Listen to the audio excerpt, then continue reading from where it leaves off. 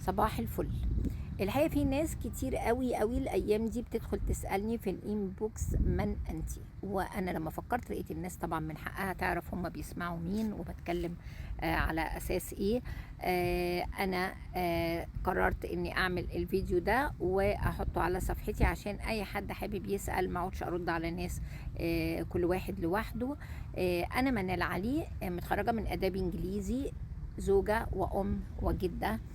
من يوم ما اتخرجت وانا مؤمنة جدا باللي قاله برنارد شو، انه الانسان التعيس هو اللي عنده وقت يقعد ويفكر انا سعيد ولا تعيس. اللي عنده الوقت ده والرفاهية دي هو الانسان التعيس، فعلا لازم يبقى تعيس. فمن يومها وانا ما بطلتش الحمد لله، ولا شغل ولا دراسة. اول ما اشتغلت في الاذاعة المصرية كاتبة ومعدة برامج ومذيعة. بعد كده سافرت الكويت، اشتغلت سنتين مدرسة انجليزي. بعد كده جيت تفرغت لتربية ولادي شوية صغيرين.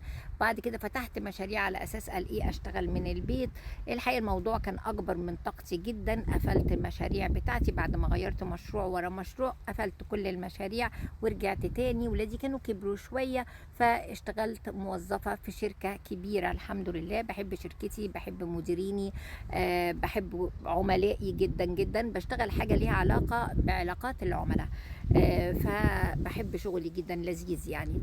المكان اللي انا بصور فيه هو مكان شغلي، وطبعا انا مش باجي اقضيها تصوير. انا كل فيديوهاتي اكبر حاجة فيهم 10 دقايق، وانا عندي اوريدي بريك ساعة قانونا. فمحدش يفتكر ان انا باجي مقضيها تصوير يعني.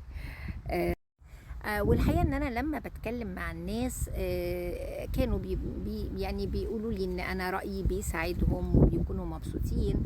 وعلشان نصايحي ما تبقاش نصايح الخلنوسة، درست ده علميا ودرست دبلومة لايف كوتشنج، ودلوقتي بقيت لايف كوتش معتمدة. وحاليا بدرس دبلومة تانية بس اونلاين من بره مصر.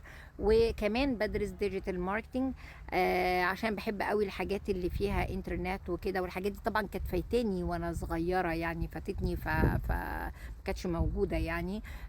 فانا بحب ابقى ابديتد يعني. وبالنسبه لي ما فيش حاجه اسمها السن والده وده، لا، انا كل انسان قادر يعمل حاجه، ليه ما يعملهاش؟ ما فيش عندي حاجه اسمها انا كبرت على الدراسه او كبرت على التعليم او كبرت على اي حاجه. طالما انت قادر تعمل حاجة اعملها. وبستغرب جدا جدا جدا من الشباب اللي ربنا سبحانه وتعالى بيديهم شباب يعني دي كنز. الشباب ده كنز. كان على ايامنا واحنا شباب ما كانش فيه الكلام ده خالص خالص، ومع ذلك كنا بنكافح وبنحاول. واتمنى طبعا عشان ما اقعدش اقول وانا يعني اتمنى ان الناس تعمل ده. اتمنى ان تكون النصايح بتاعتي بتعجبكم والبيج بتاعتي تكون مفيدة، وبس.